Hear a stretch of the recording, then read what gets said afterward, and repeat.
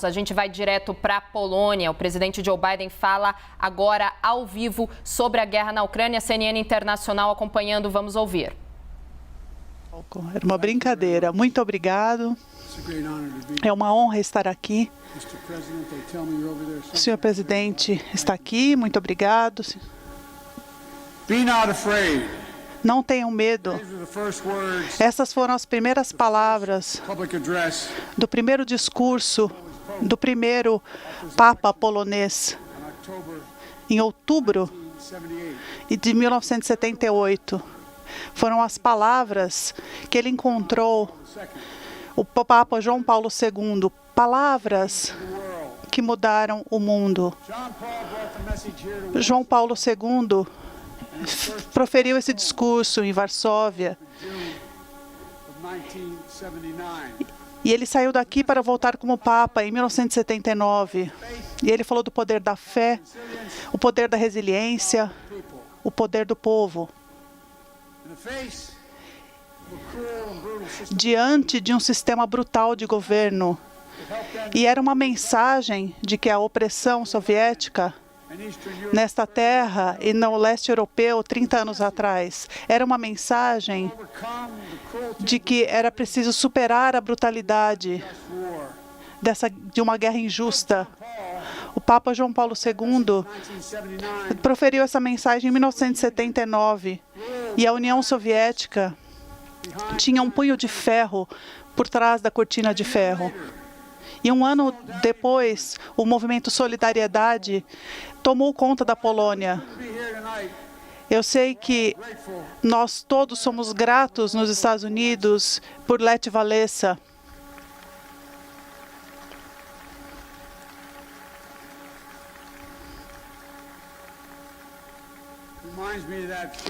Isso me lembra daquela frase de Kierkegaard. A fé vê o seu melhor durante os momentos sombrios. 10 anos depois, a União Soviética caiu e a Polônia e outras nações estariam em breve livres. Nunca a liberdade foi uma luta longa durante dias, não só durante dias e meses, mas por décadas, anos. E nós sabemos do poder da liberdade, o poder entre a democracia e a autocracia, entre a liberdade e a repressão, entre o mundo baseado na ordem e um governado pela força bruta. E nesse momento nós precisamos ver claramente. Nós não podemos pensar em dias ou meses. Nós precisamos pensar na longa luta que temos à frente. Senhor presidente, senhor primeiro-ministro, prefeito, legisladores, convidados e povo da Polônia. E acredito que alguns também ucranianos aqui.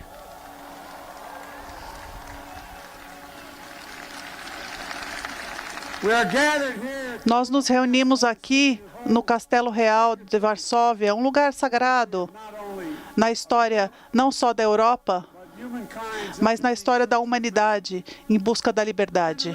Por gerações, Varsóvia foi o local onde a liberdade foi desafiada e onde a liberdade prevaleceu. Aqui, em Varsóvia, um refugiado jovem deixou seu país, vindo da Tchecoslováquia, durante a dominação soviética, e veio e fez um discurso. E o nome dela era Madeleine Albright. E ela se tornou uma das apoiadoras mais fortes da democracia no mundo. Ela foi a primeira secretária de Estado, mulher dos Estados Unidos. Ela faleceu 3 dias atrás. Ela lutou durante toda a sua vida por princípios democráticos. E agora, nessa luta pela democracia e pela liberdade, a Ucrânia, seu povo, estão na linha de frente, lutando para salvar uma nação. E essa resistência é parte de uma luta maior, por princípios democráticos essenciais. E tudo depende de eleições livres do Estado e o direito de se reunir, o Estado de Direito, a liberdade de imprensa são itens essenciais de uma sociedade livre. Mas eles sempre estiveram sob cerco, eles sempre tiveram de batalhar para que fossem cumpridos. É assim que o mundo é imperfeito, como nós sabemos. Nós temos ambições para poucos que pretendem tirar a liberdade de muitos. Então, a minha mensagem para os ucranianos é uma mensagem que eu disse hoje ao ministro das Relações Exteriores da Ucrânia e ao ministro da Defesa. Nós estamos com vocês. Ponto.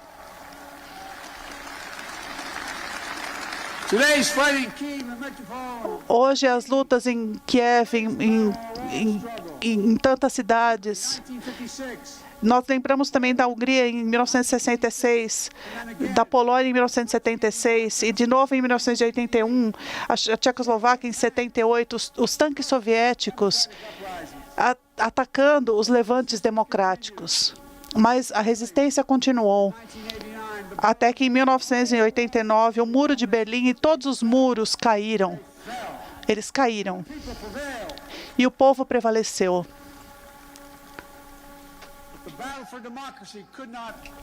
Mas a batalha pela democracia não pôde concluir e não se concluiu com o final da Guerra Fria. Nos últimos 30 anos, as forças da autocracia se espalharam pelo mundo.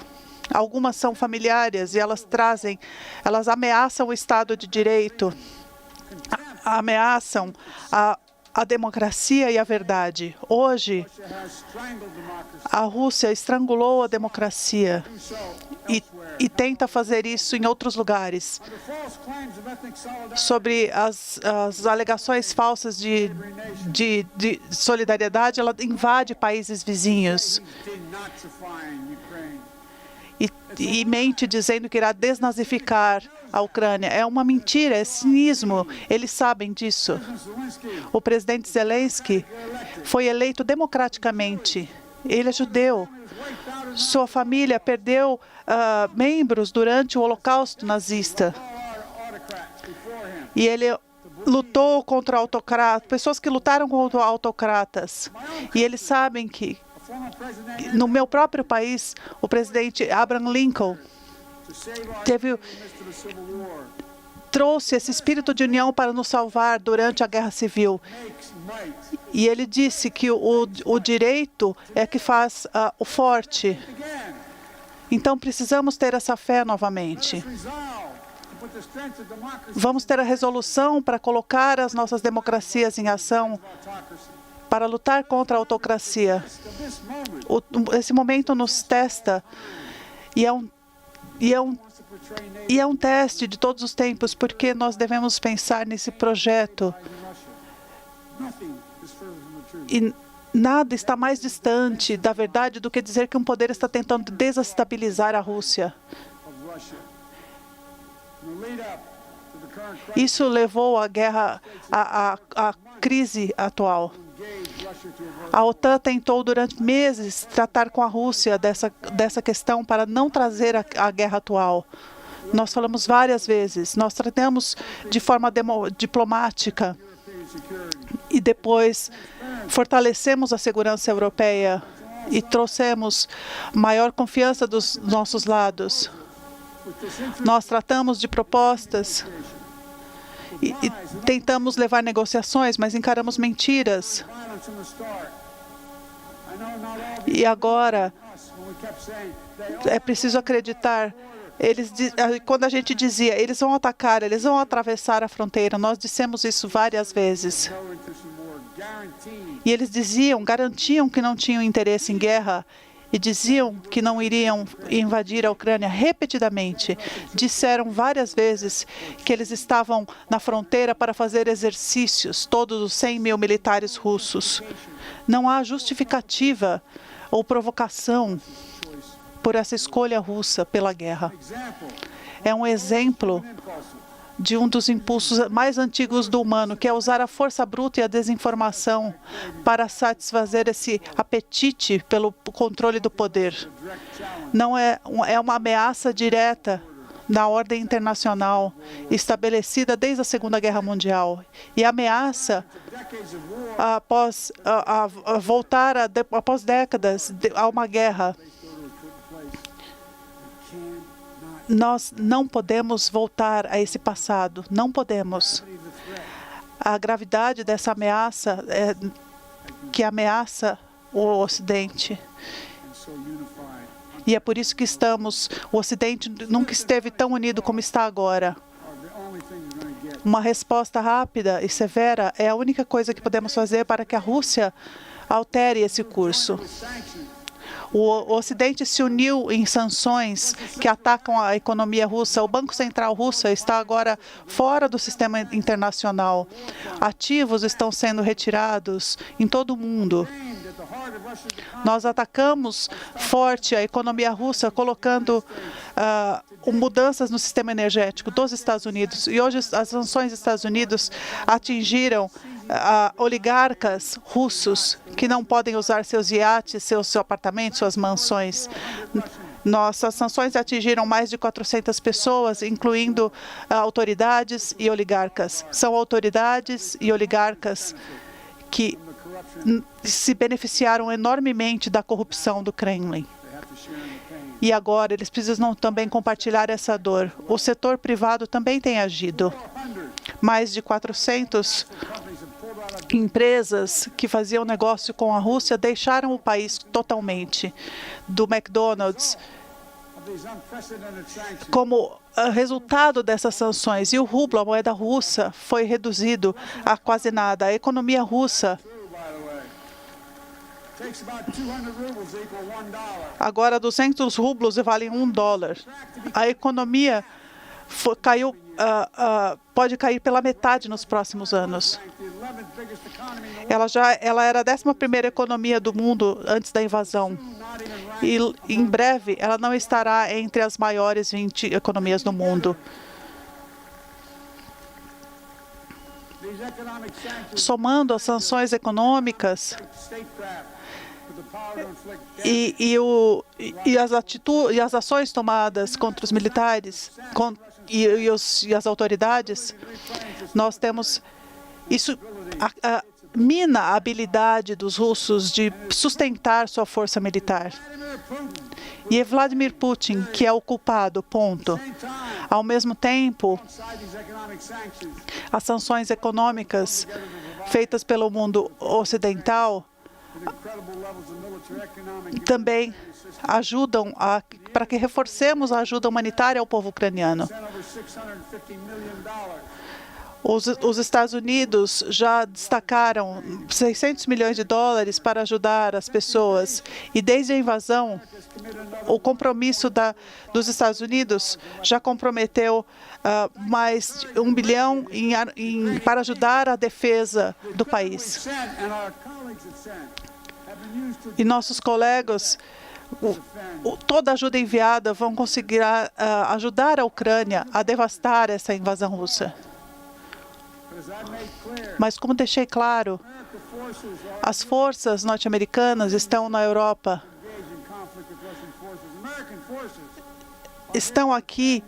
Elas estão aqui não para lutar contra russos, mas para defender os aliados da OTAN.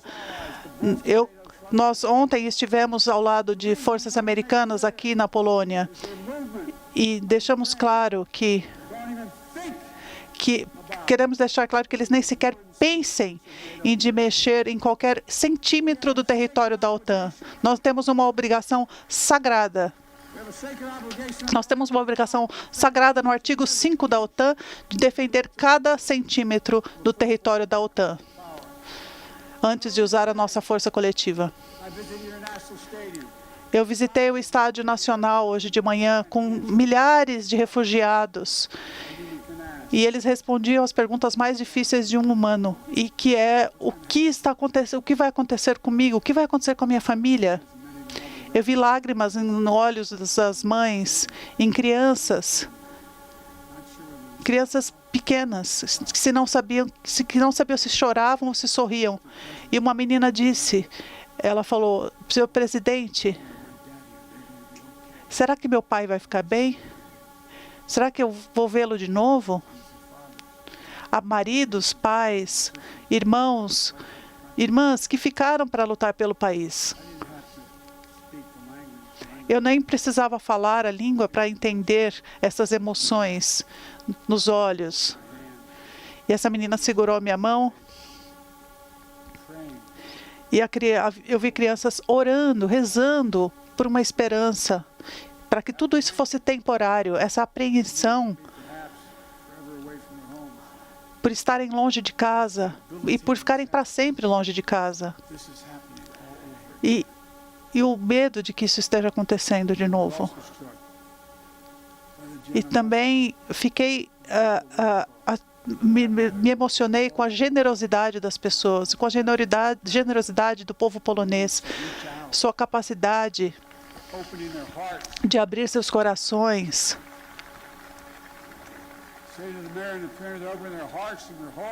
Abrir seus corações, abrir suas casas para ajudar.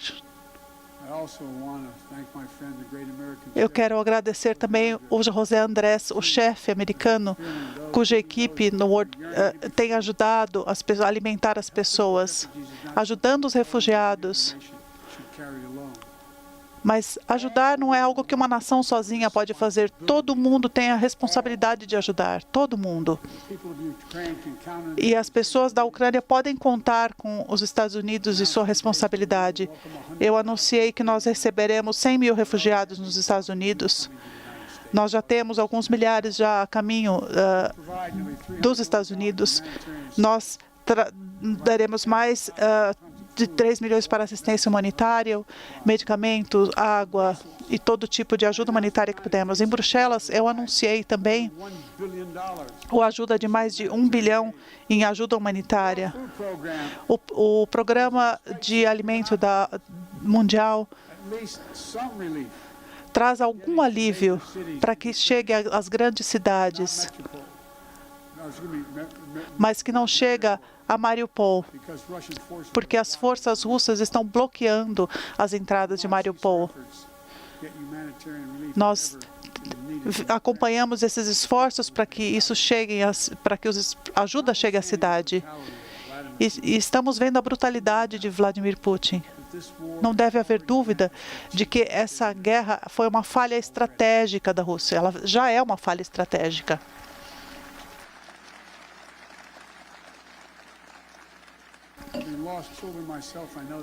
Eu sei que não há consolo para o povo, para alguém que perdeu um parente, que perdeu sua família. Aos ucranianos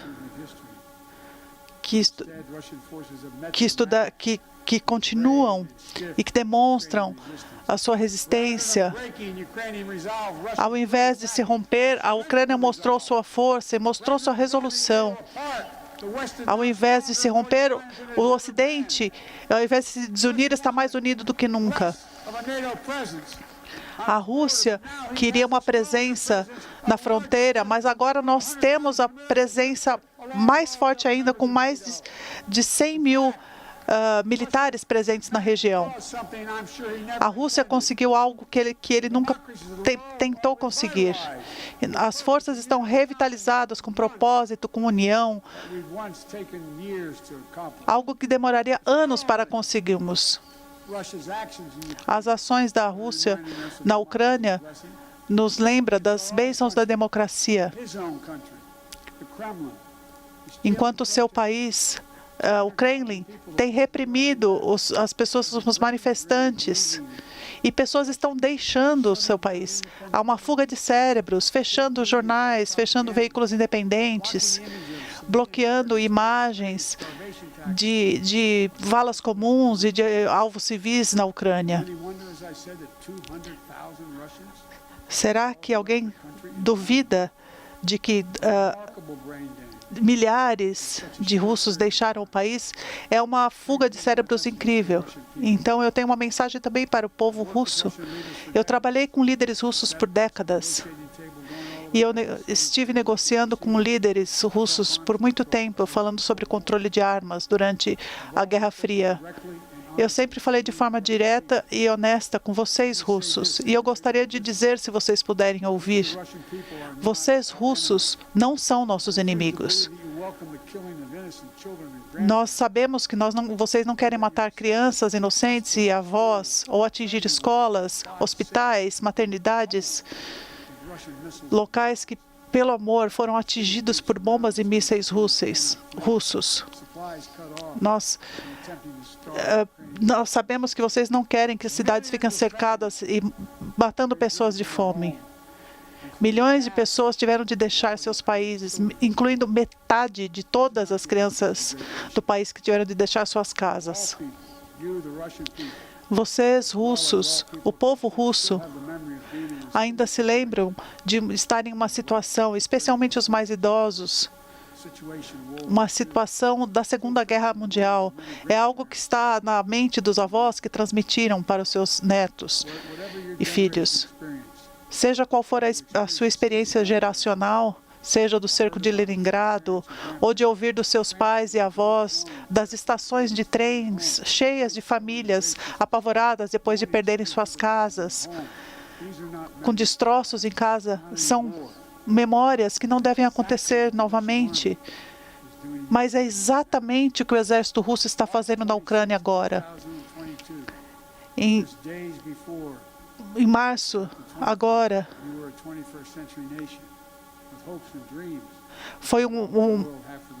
mostrou-se que uma nação do século XXI poderia ser invadida e que eles poderiam ser cortar os russos do resto do mundo, devolvendo a Rússia para o século XIX. Esse não é um futuro que as suas famílias merecem, que seus filhos merecem. Falar a verdade é necessário. Essa guerra não é a guerra do povo russo. Putin pode e deve acabar com essa guerra. O povo americano está com vocês, com os cidadãos ucranianos que querem a paz. E a minha mensagem ao resto da Europa é que essa nova batalha pela liberdade já está muito clara. Primeiro, é preciso acabar com a dependência dos combustíveis fósseis russos, e nós, nos Estados Unidos, vamos ajudar.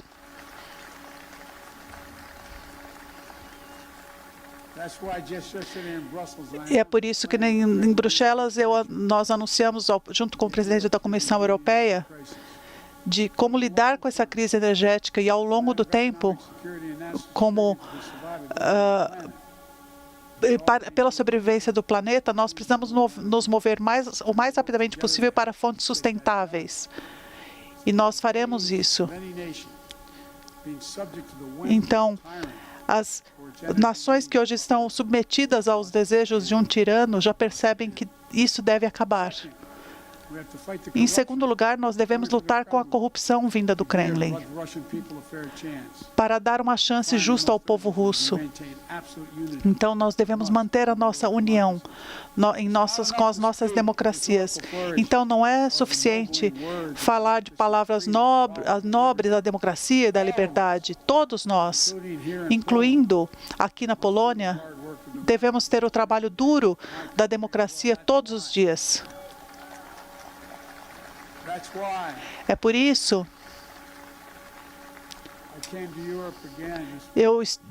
que eu estou na Europa de novo nessa semana, para trazer essa mensagem clara para a OTAN, no G7, para a União Europeia, que todas as nações que amam a liberdade devem se comprometer agora para lutarmos no longo prazo por isso. Nós devemos estar unidos hoje, amanhã e depois de amanhã, pelos anos e décadas à frente. Não será fácil. Haverá custos, mas é um preço que temos de pagar, porque os anos sombrios da autocracia não combinam com a luz da liberdade das pessoas em todo o mundo.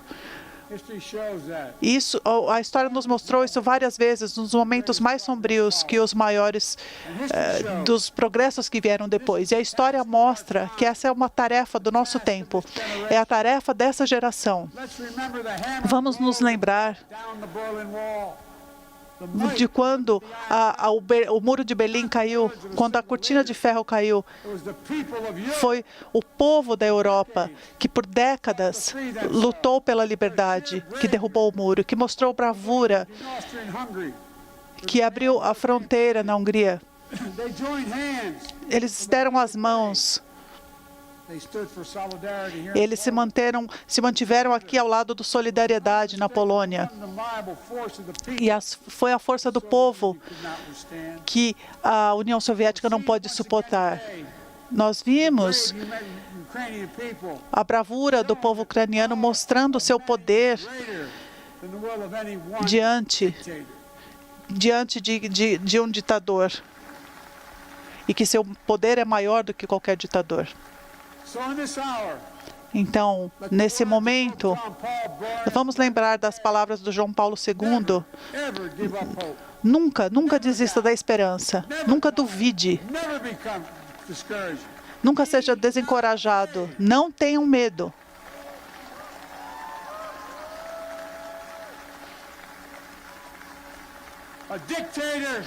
Um ditador tentando reconstruir um império nunca derrubará um povo em busca de liberdade. A brutalidade nunca vai acabar com o mundo dos livres. A Ucrânia nunca será uma vitória da Rússia, porque o povo livre que deseja viver na liberdade superará esse momento sombrio. Nós queremos luz, dignidade, liberdade, possibilidades. E esse homem não pode continuar no poder. Que Deus os abençoe, que Deus defenda a nossa liberdade e que Deus proteja nossos militares. Muito obrigado por sua paciência. Muito obrigado.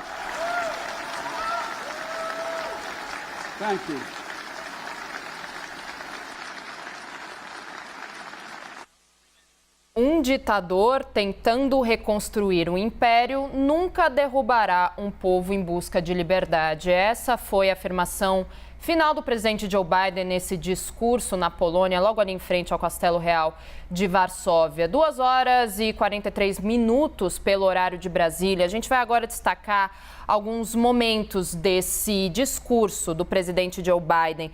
Ele começou esse discurso falando sobre o Papa João Paulo II, que foi um Papa polonês que em 1979 disse que a Polônia deveria superar a brutalidade, se livrar da opressão soviética. E nessa esteira, ele vem lembrando, então, o presidente Joe Biden, de que a brutalidade agora se encontra no país da Ucrânia. Ele diz que Zelensky foi eleito democraticamente, que a Rússia estrangula democracias, mentindo que irá desnazificar a Ucrânia. Inclusive, Joe Biden chamou essa afirmação do Kremlin de cinismo. Ele também disse que tentou levar negociações com a Rússia mais cedo, antes mesmo dessa guerra começar, mas encarou mais mentiras. Ele disse, eles vão atacar, os russos vão atravessar a fronteira, mas a Rússia garantia que não iria ultrapassar essa fronteira com a Ucrânia. O que o presidente Joe Biden, presidente americano, também disse que ele foi muito firme nessas afirmações, que o Ocidente nunca esteve tão unido e que o artigo 5º da OTAN é um artigo sagrado, que é necessário defender cada centímetro da Polônia, que, lembramos, faz parte da OTAN, antes de usar a força.